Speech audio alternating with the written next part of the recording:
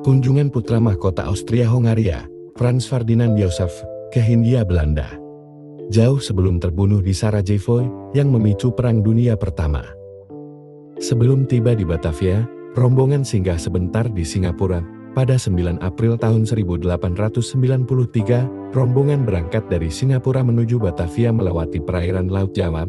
Ketika itu, Ferdinand berusia 30 tahun dan didampingi oleh lebih dari 400 orang. Pada 11 April tahun 1893, rombongan putra mahkota berlabuh di pelabuhan Tanjung Priok. Pejabat Hindia Belanda berkumpul dan menyambut rombongan. Warga Batavia terlihat sangat antusias untuk melihat secara langsung ningrat pewaris tahta kerajaan Austria-Hongaria. Kedatangannya kala itu adalah bagian dari misinya mengelilingi dunia di akhir tahun 1800-an. Frans Ferdinand sempat berkunjung ke beberapa daerah, salah satunya ke Muara Baru untuk berburu buaya, kemudian ke Buitenzorg atau yang sekarang dikenal sebagai Bogor. Pagi ini sangat ramai di Tanjung Priok ketika Archduke Frans Ferdinand tiba di sana dan berkendara ke Weltevreden Gambir dengan kereta Gubernur Jenderal. Setiba di stasiun Weltevreden, mereka diterima oleh Gubernur Jenderal Hindia Timur Belanda, Dr. J. Pinakerhodije, serta penduduk Batavia. Ketika berada di Batavia, Frans Ferdinand menyempatkan diri untuk mengikuti perburuan buaya pada sore hari di salah satu kanal di sekitar Batavia. Dalam perburuannya, Frans Ferdinand dan rombongan berhasil mendapatkan buaya yang besar. Setelah perburuan selesai, mereka kembali ke Batavia untuk makan malam di rumah Gubernur Jenderal. Gubernur Jenderal yang tinggal di Buitenzorg memiliki istana indah di Batavia sebagai pusat pemerintahan. Pada jamuan makan malam, turut hadir Komandan Tentara Hindia Belanda, Letnan Jenderal R.W.J. van Pitius, Sekretaris Jenderal Sweerts de Landas, dan pejabat lainnya, termasuk banyak anggota Dewan India Raad van Inde. Saat menghadiri jamuan makan malam, Wakil Laksamana John Herje Arrow menceritakan berbagai hal menarik tentang ekspedisi Belanda tahun 1873 melawan kerajaan Aceh yang memberontak dan masih merdeka di Sumatera. Keesokan harinya, tanggal 12 April tahun 1893, rombongan mengunjungi Museum Batavia dan tempat wisata kota lainnya, membuat rombongan menunda perjalanan menuju Buitenzorg hingga sore hari. Pukul 4 sore, rombongan melakukan perjalanan dari Batavia ke Buitenzorg. Di Buitenzorg, rombongan disambut di villa favorit bagi para pelancong kelas atas. Keindahan tempat ini langsung mencuri hati mereka. Istana ini, yang dulunya Villa Buitenzorg, menawarkan pengalaman tinggal yang tak terlupakan di kaki gunung, dikelilingi oleh vegetasi hijau yang selalu memikat. Saat malam harinya, rombongan menghadiri jamuan makan malam yang berlangsung cukup lama. Setelah itu, ada hiburan yang memeriahkan jamuan makan malam, yaitu pertunjukan wayang dan gamelan. Pada pertunjukan itu, dihadiri juga oleh masyarakat yang bermukim di sekitar villa. Selain itu, pertunjukan juga dihadiri oleh banyak wanita Belanda yang sangat cantik. Menurut catatan Het Vaderland, Frans Ferdinand mengagumi kecantikan wanita-wanita Belanda itu. Frans Ferdinand dan rombongan tiba di Garut pada 13 April tahun 1893, 2 hari setelah kedatangan mereka di Hindia Belanda. Bersama rombongan, Frans Ferdinand mengunjungi Tatar Pasundan dengan menaiki lokomotif. Di stasiun kota kecil Cianjur, rombongan disambut oleh Bupati Pribumi dan seorang warga Belanda di Preang, yang menemani rombongan dalam perjalanan yang akan datang. Setelah berhenti sebentar, kereta melanjutkan perjalanan, dan hanya berhenti lagi di Bandung. Di kediaman Preang, rombongan disuguhi sarapan pagi oleh Resida. Mereka juga sempat melihat gedung pemerintahan. Ketika sore hari, rombongan bertolak ke Garut. Di perjalanan, penduduk pribumi memberikan penghormatan dengan melihat ke bawah. Saat kereta rombongan mendekat, membuat rombongan merasa aneh. Ketika mereka tiba di tujuan, banyak orang berdesakan menyaksikan upacara penyambutan rombongan pewaris tahta Austria-Hongaria di stasiun Garut. Setelah tiba, Frans Ferdinand dikabarkan menginap di Hotel Von Horken, sebuah hotel yang sangat bersih dan nyaman. Frans Ferdinand dan rombongan mendapatkan undangan yang disambut di pendopo oleh Bupati Garut, Saman R.A. Wiratanuda tertuju, untuk menghadiri jamuan makan malam dan menyaksikan pergelaran wayang orang hingga hampir larut malam. Para bupatinya, mayoritas keturunan pangeran-pangeran terdahulu, memegang gelar bangsawan seperti Raden Adipati atau Raden Mas Temenggung. Mereka memimpin pasukan, bertanggung jawab atas administrasi politik dan pemungutan pajak di kabupaten mereka. Di bawah pemerintahan Belanda, mereka patuh menjalankan keinginan dan perintah. Meski jabatan bupati tidak dapat diwariskan, bupati diangkat berdasarkan keputusan pemerintah Belanda, dan mereka yang dianggap tidak sepenuhnya sesuai dengan tugasnya dapat dicopot. Dari 16 keresidenan di Pulau Jawa, beberapanya menjadi kabupaten yang kemudian dimekarkan menjadi distrik-distrik, Kasunanan Surakarta dan Kesultanan Yogyakarta. Dua keresidenan ini merupakan wilayah yang merdeka.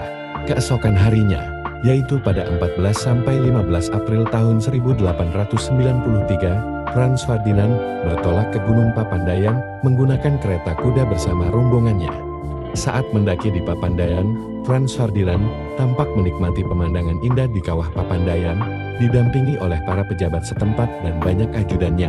Dia dikabarkan berburu di sana. Konon kabarnya, terselip kisah menarik dari perburuan yang dilakukan Frans Ferdinand di Gunung Papandayan. Frans Ferdinand sempat melakukan perburuan babi hutan di daerah Cigeduk sebelum berkunjung ke Papandayan. Namun, menurut Frans Ferdinand, perburuan di Cigeduk itu seolah-olah direkayasa oleh Dalem atau Bupati Garut Wiratanudatar. Babi hutan seolah-olah sudah disiapkan oleh masyarakat, artinya, babi hutan tersebut sebelumnya telah ditangkap atas perintah pejabat Garut untuk dipersiapkan sebagai buruan Frans Ferdinand. Setelah semua aktivitasnya yang melelahkan di Garut, sore harinya rombongan berpamitan kepada residen dan warga Garut yang ramah, kemudian berangkat ke Cianjur. Kendati demikian, Frans Ferdinand kabarnya tetap menikmati petualangannya di Garut. Dia bahkan sempat melihat masyarakat pribumi yang membuat kerajinan tangan di sepanjang jalan yang dilaluinya. Pada 16 April tahun 1893, rombongan tiba di Cianjur. Di Cianjur, mereka menghabiskan waktu selama 11 hari dan mampir ke beberapa daerah, yaitu Tanggeung, Sindangbarang, dan Cipandak. Sesampainya di Cianjur, seperti biasa, rombongan disambut dengan sangat ramah di rumah Bupati Cianjur beserta anak laki-lakinya. Saat berada di Cianjur, Bupati mengajak Frans Ferdinand berburu rusa di kawasan pribadinya, Panumbangan. Mereka menuju lokasi perburuan melintasi dataran lembah yang terdiri dari banyak desa dan sawah. Setelah berkuda selama 3 jam, mereka tiba di tempat tujuan. Tempat berburu kali ini adalah pegunungan tanpa pepohonan, ditutupi rumput alang yang lebat. Target buruan mereka adalah rusa. Sebagian banyak hewan besar sudah terbunuh di seluruh Jawa. Para bangsawan Jawa adalah pemburu yang beringas di mana saja segala sesuatu yang terlihat diburu tanpa ampun. Cerita tentang perburuan di Jawa diungkap oleh salah satu saksi yang ikut serta dalam ekspedisi kali ini. Ia bercerita ada kunjungan seorang pejabat Belanda 25 tahun yang lalu yang menyebabkan pembunuhan 1.200 hewan buruan dalam satu hari, membuat daerah tersebut kotor dan bangkai buruan tidak dapat dipindahkan selama berminggu-minggu. Pada 17 April tahun 1893, rombongan melanjutkan agenda ekspedisi berburu ke Cipandak dan Tanggen. Melintasi hutan belantara, jam 5 pagi, kereta khusus membawa mereka berangkat dalam waktu setengah jam menuju Cibeber. Untuk mencapai lokasi, mereka kembali menggunakan kuda sebagai alat transportasi. Namun, perjalanan mereka terhambat oleh hujan lebat yang membuat jalanan menjadi licin, menyulitkan kuda, dan memperlambat perjalanan. Menjelang sore rombongan melewati Cibone, di seberang pantai di tengah pemandangan yang hijau. Mereka tiba di desa kecil Tanggen. Tempat rombongan bermalam di sebuah bungalow pemerintah, sebuah penginapan bagi pejabat pemerintah. Pada 18 April tahun 1893, rombongan melanjutkan perjalanan ke Sindangbarang. Setibanya di kawasan Karesidenan Prean, rombongan disambut Bupati Cidamar dan masyarakat dengan berbagai hiburan penyambutan. Setelah istirahat sejenak, mereka melanjutkan perjalanan melalui jalan setapak menurun tajam menuju pantai selatan Jawa menuju tempat tujuan mereka. Setelah menempuh jarak 7,5 km di medan datar sepanjang tepi sungai, rombongan tiba di penginapan kecil di desa kecamatan Sindangbarang. Meski berjarak sekitar 20 menit dari bibir pantai, gemuruh laut masih terdengar di penginapan peristirahatan. Sore hari rombongan pergi ke pantai untuk menikmati pemandangan gelombang di tepi pantai. Sang pangeran dan rombongan juga berenang di deburan ombak dengan air yang jernih. Pada malam hari, diadakan jamuan makan malam beserta pertunjukan wayang dan musik gamelan yang mengiringi acara tersebut. Pada 19 April tahun 1893, rombongan melanjutkan perjalanan ke tempat selanjutnya, yaitu sampai Cipandak. Rute perjalanan kali ini terbilang landai, melewati bukit pasir yang lembut di sepanjang bibir pantai, melihat birunya laut yang luas dengan ombak besar menerjang pantai. Setelah menempuh perjalanan sejauh 20 km ke arah utara, dan beberapa saat kemudian sampai di lokasi camp di Cipandak, akan mereka tempati selama beberapa hari ke depan. Camp mereka kali ini berdiri di tepi sungai yang airnya biru berkilau dan mengalir deras seperti sungai pegunungan. Lokasi tempat mereka berencana berburu banteng tidak lagi tertutup hutan, melainkan hamparan hijau dengan rumput alang di sela-sela hutan. Namun, kehadiran rombongan di Pulau Jawa masih pada musim penghujan, sehingga medan perburuan menjadi licin dan sangat sulit dilewati. Perburuan kali ini tampaknya tidak mendapatkan hasil, dan dengan berat hati, mereka harus kembali ke camp. Lokasi perburuan banteng pada 20 April tahun 1893 lebih jauh dibanding sehari sebelumnya. Rute kali ini juga melewati beberapa aliran sungai yang membuat mereka harus menyeberanginya. Selama perjalanan, Ferdinand melihat di sebuah bukit kepala seekor rusa muncul. Ada juga seekor banteng bergerak melewati semak-semak. Pada keesokan harinya, 21 April tahun 1893, mereka kembali melakukan perburuan di lokasi yang berada di seberang tempat berburu sebelumnya. Lokasi perburuan merupakan sebuah lembah besar, namun tampaknya perburuan kali ini juga tidak mendapatkan hasil karena sebagian rombongan mengalami kelelahan. Mereka memutuskan untuk kembali ke camp. Tiba di camp pada pukul 4 sore, terlalu sore untuk bersantai di camp. Mereka melanjutkan berburu di sekitar camp dan berhasil mendapatkan sejumlah burung, termasuk beberapa spesies menarik. Di daerah tropis ini, alam menyuguhkan kemegahan keajaibannya yang mewah. Malam hingga pagi hujan turun begitu deras, membuat camp basah. Pada pagi hari 22 April tahun 1893, mereka mengurungkan niat untuk pergi berburu, karena hujan yang tak kunjung reda dan sungai yang meluap. Mustahil untuk diseberangin. Baru setelah jam 5 sore hujan mereda sedikit, mereka memutuskan untuk melakukan tur berburu kecil-kecilan di sekitar camp. Setelah hari sebelumnya, mereka tidak berangkat untuk berburu. Keesokan harinya pada 23 April tahun 1893 hujan pun reda. Mereka pergi berangkat berburu paling awal di pagi hari. Meskipun cuaca masih buruk saat fajar, buruan mereka kali ini ialah burung merak dan banteng. Setelah tiba di lokasi, sepertinya perburuan tidak sesuai harapan. Mereka tidak bisa menemukan hewan besar seperti banteng untuk diburu.